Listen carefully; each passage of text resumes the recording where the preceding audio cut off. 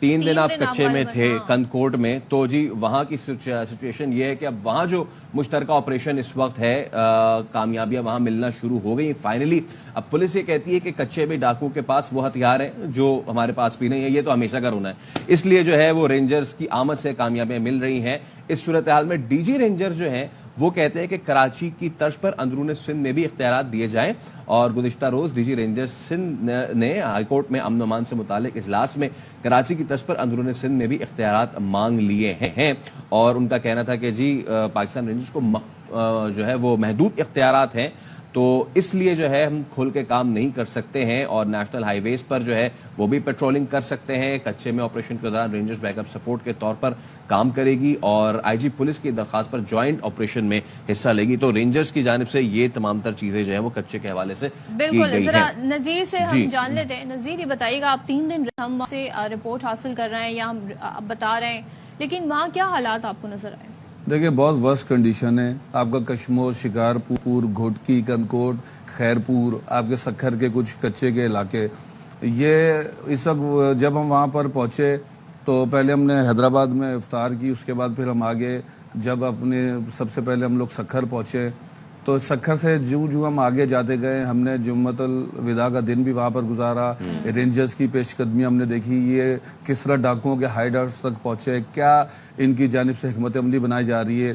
Rangers کی جانے کی وجہ سے یا رینجرز کو جو ابھی پولیس کے ساتھ سپورٹنگ ایکٹ دیا گیا ہے، اس سے بہت زیادہ فرق پڑا ہے، لیکن ہم نے ایک جو منفی صورتحال وہاں یہ دیکھی ہے کہ اس وقت مارکیٹس میں رش نہ ہونے کے برابر ہے، لوگوں کے پاس خریداری کی طاقت تو ہے لیکن خریداری کی ہمت نہیں ہے۔ لوگ کیسے نکلیں کہ ایک موبائل کے لیے یا چند روپوں کی خاطر لوگوں کی جان لے لی جاتی ہے۔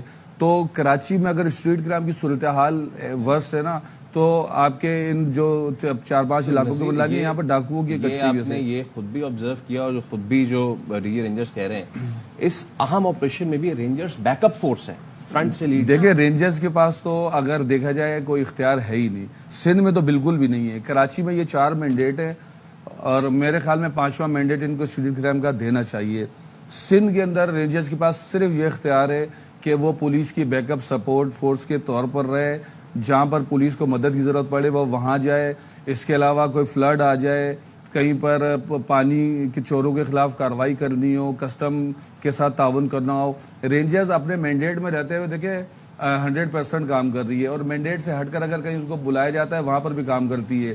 کچے کے جو ہے نا میں ڈاکوؤں کا خاتمہ اب ناگزیر ہو چکا ہے، اور اس کے لیے آپ جب تک حکمت عملی نہیں بنائیں گے یہ نہیں ہو سکتا۔ میں آپ کو بتاؤں کہ جو کچے کے ڈاکوؤں کا سب سے بڑا، آپ یہ بتائیں، ایک سوال میں آپ سے کرتا ہوں، کچے کے ڈاکو کتنے ہوں گے؟ 1500 2000 کچے کے جو ہمارے اپنی سورسز ہیں، اگر ان تینوں کشمور، شکارپور، گھوٹکی میں ٹوٹل کچے کے ڈاکوؤں کی جو تعداد گنی جائے 200 سے 250 ہے۔ جی ٹھیک ہے، یہ آپ کو میں پروف بھی کرا دوں گا۔ آپ دیکھیں ہماری آپ یہ سب سے بڑا مسئلہ یہ کہ جاگیردارانہ وڈیرانہ جو سسٹم ہے یہ کبھی ڈاکوؤں کو ختم نہیں ہونے دیتا، اور جو حکومت ہے اس کے اندر بھی ایسے ایلیمنٹس موجود ہیں، ایسے لوگ موجود ہیں جو اس کے اوپر سیاست کر رہے ہیں۔ نذیر ہمارے ساتھ ہی رہی، اس وقت ہمیں جوائن کیا ہے ایس ایس پی حیدرآباد امجد شیخ صاحب نے۔ سابق آپ ایس پی رہ چکے ہیں کشمور کے، اور ظاہر ہے یہ ایک تاثر ابھرتا ہے کہ جو وہاں پہ سرو کرتا ہے، جو وہاں پہ اپنے اختیارات استعمال کرتا ہے، اس کا تبادلہ کر دیا جاتا ہے۔ امجد شیخ صاحب بہت شکریہ فار جوائننگ اس۔ تو ذرا ہمیں بتائیے گا، آج بھی اور سال ہر سال سے ہم دیکھ رہے ہیں یہ معاملہ جو ہے کچے کے ڈاکوؤں کا ختم نہیں ہو پا رہا۔ نذیر شاہ ہمارے نمائندے بتا رہے ہیں 200 کے قریب تعداد ہوگی، چلیں 300 ہوگی، آپ نے تو وہاں سرو کیا ہے، تو کیا حالات تھے، اب کیوں بہتری نہیں آ پا رہی ہے؟ جی بالکل، نذیر شاہ نے بالکل رائٹلی پوائنٹ آؤٹ کیا، یہ گنے چنے ہیں، 200 اور 250 سے زیادہ، یہ قطعی طور پر زیادہ نہیں ہے۔ مسئلہ صرف یہ ہے کہ وہاں پر جو ان کے پاس اب ایمونیشنز آرمس وہاں پر پہنچ چکے ہیں، وہ ملٹری گریڈ کے ہیں، جس میں سے راکٹ لانچر ہیں، اینٹی ٹینک ویپن ہیں، اینٹی ایئر کرافٹ ویپنز ہیں۔ اس کے ساتھ انہوں نے اپنے بیسز بھی وہاں پر کافی اسٹیبلش کیے گئے۔ تو جب بھی جو آپریشن کی صورتحال ہوتی ہے تو ایک شدید مزاحمت، ایک ریزسٹنس وہاں سے ملتی ہے، اور اس میں ہماری کافی شہادتیں بھی ہوئی ہیں۔ تو ضرورت اس بات کی ہے کہ کم از کم پولیس کو بھی اس ہتھیاروں کے ساتھ اکوپ کریں تاکہ وہ اس ڈیٹرنس کے ساتھ، اس کیپیبلٹی کے ساتھ وہ آپریشن کر سکیں۔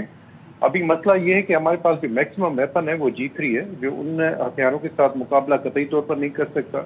हमारे पास जो APCs हैं, जिसको बख्तर-बंद भी आप कहते हैं, वो भी पियर्स थ्रू हो जाती हैं, उनमें से भी गोलियां उनकी गुजर जाती हैं, जिस बैठे हुए वो काफी दफा हमारे जवान और अफसर शहीद हो चुके हैं। ये कैसी बख्तर तो बंद हुई? एक जी ये B8 B9 है मेरे ख्याल में हमारे पास।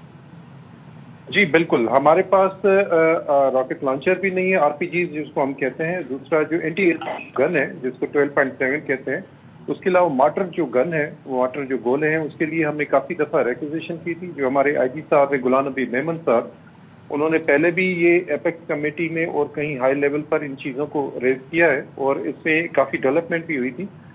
हमें जब तक इस चीज से इक्विप नहीं करेंगे तो जाहिर है एक वो तनासुब का नहीं होता, वो काफी एज के साथ, काफी पावर के साथ डकैत हमारे साथ मुकाबला कर रहे होते हैं।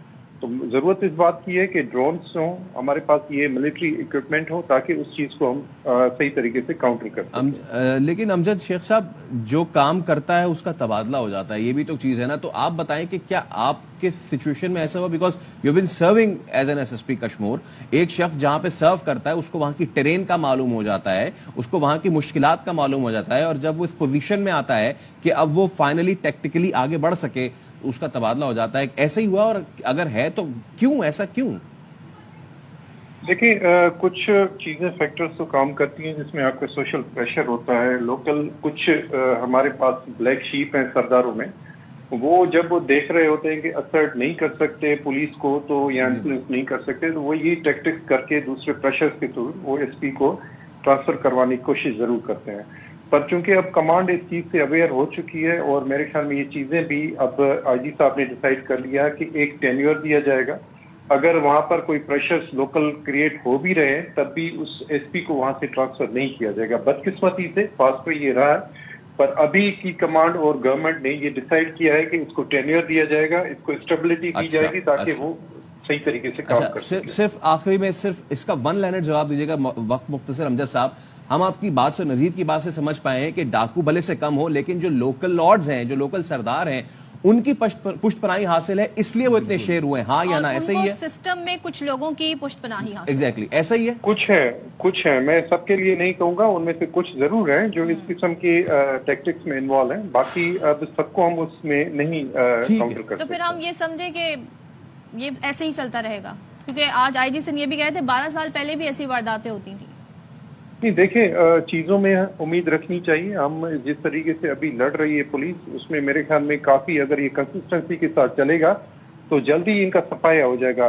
अब डेवलपमेंट की तरफ भी चल रहे हैं, घोटकी कनकोट ब्रिज भी एक कंस्ट्रक्शन की तरफ गामजन है। अगर ये चीजें हो जाएंगी तो मेरे ख्याल में जिस तरीके से दूसरे इलाके थे, जैसे कुछ लाड़काना के कच्चे के एरिया थे, दादू के थे, पुल बनने के बाद वो बेहतर हुए, एक्सेस हुई है पुलिस की, तो मेरे ख्याल में यहाँ भी यही। चले, हम बेहतरी की उम्मीद कर सकते हैं। बहुत शुक्रिया, आप हमारे साथ मौजूद अमजद शेख साहब, और नजीर आपका भी बहुत शुक्रिया, आप सूरत तशरीफ लाए।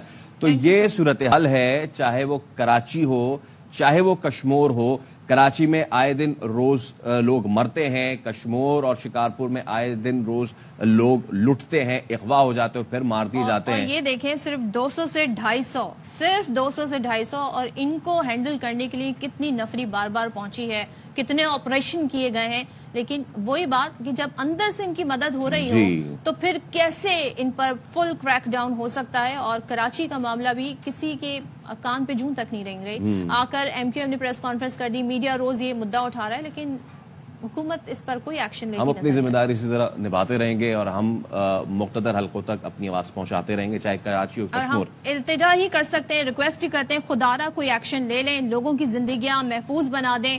यहाँ का जो मासूम रोजगार से वाबस्ता अफराद हैं, जो मेहनत करके पैसा कमा रहे हैं, उनकी छोटी मोटी रकम कमाते हैं, उनकी जानो माल महफूज बना दें। आपसे सिर्फ इतनी रिक्वेस्ट है, भले आप कुछ ना करें, इस शहर को हम दे दें। अभी एक ब्रेक लेंगे, उसके बाद दोबारा हाजिर होंगे। Stay with us.